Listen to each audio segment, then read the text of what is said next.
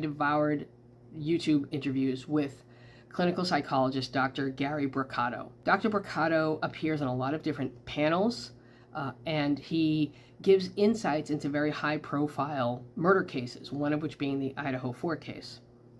And in this particular interview, which I will link in the description, the host asks each panel member what they felt was the motive, or what motivated the suspect in this case, and did they feel that there was some kind of gamesmanship involved.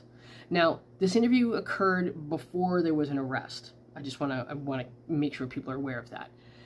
And when the host mentioned gamesmanship, what he was referring to is, did the panel members think that the suspect was playing some kind of role in directing the investigation? Now, I just uploaded a podcast about whether or not the suspect was a puppet master of sorts, and in what areas could he have been pulling strings. That link's in the description as well. And Dr. Brucato said that he felt that this was a very ego-driven crime, that he felt whoever was behind this crime was driven by a need to feel powerful, by somebody who needed to be in control. And he said that he definitely believed that the suspect was toying with police a little bit, and that he believed that the suspect was, throwing red herrings here and there to misdirect and mislead people.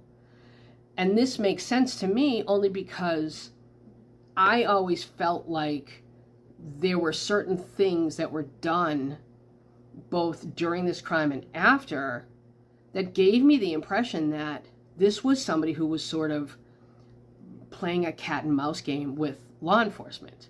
One thing that obviously stuck out to me that Dr. Brucato said was he believed that the suspect would be taking part in online discussions and online posts, talking about the case, bragging about the case.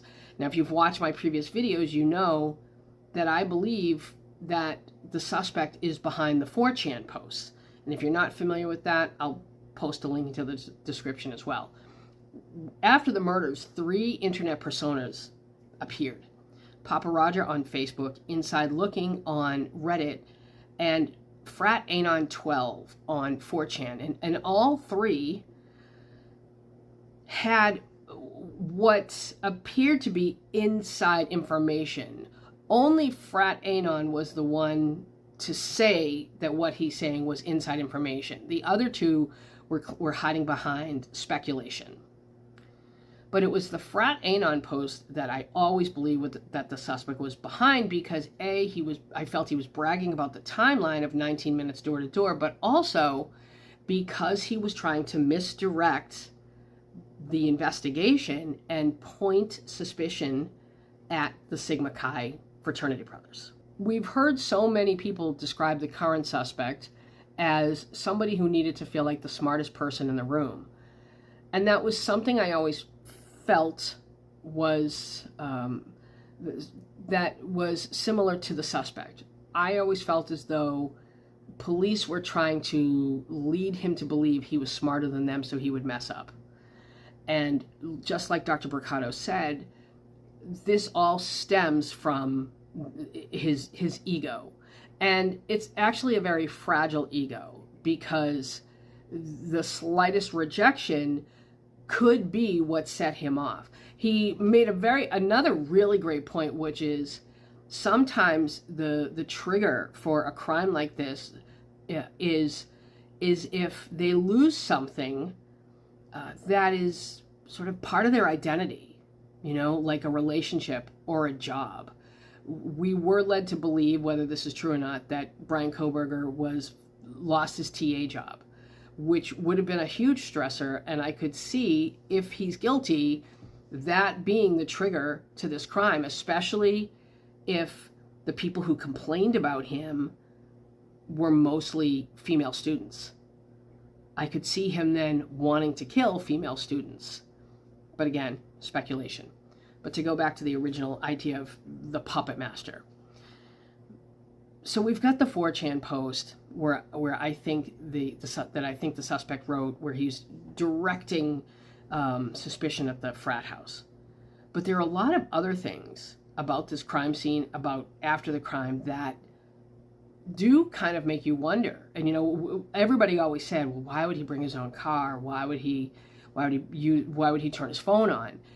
And given his background in criminal justice and psychology, and remember, people really tend to forget that he has an undergrad degree in psychology. So it makes sense that he would want to get into the heads of investigators.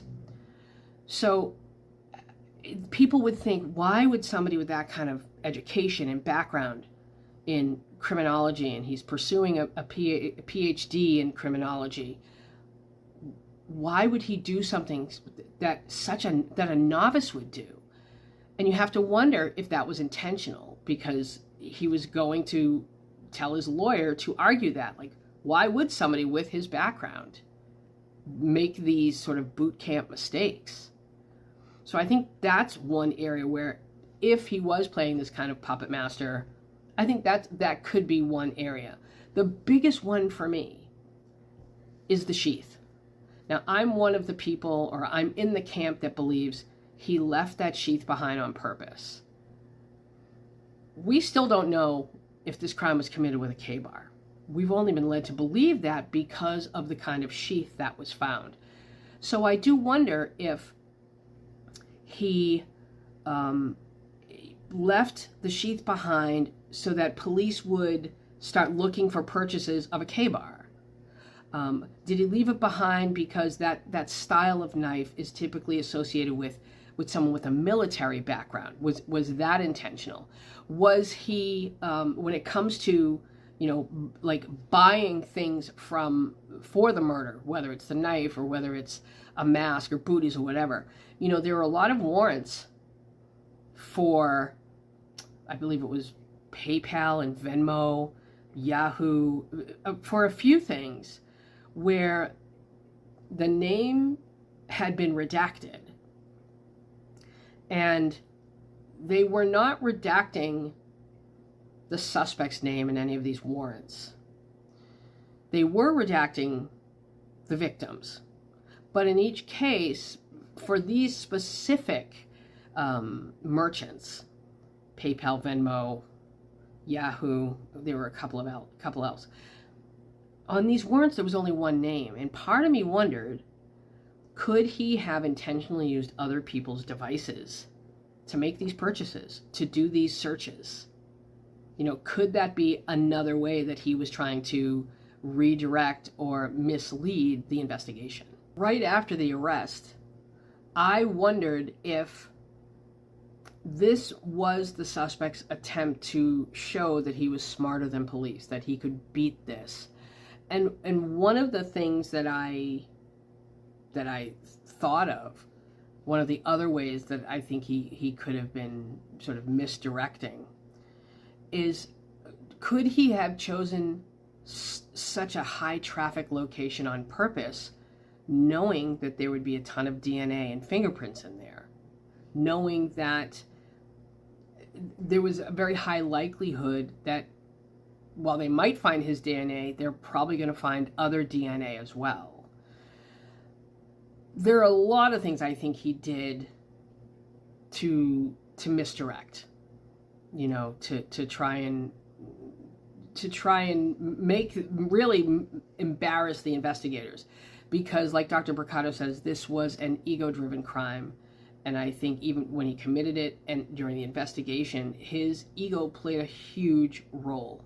And I go more into it in the podcast I just uploaded called Puppet Master. The link's in the description.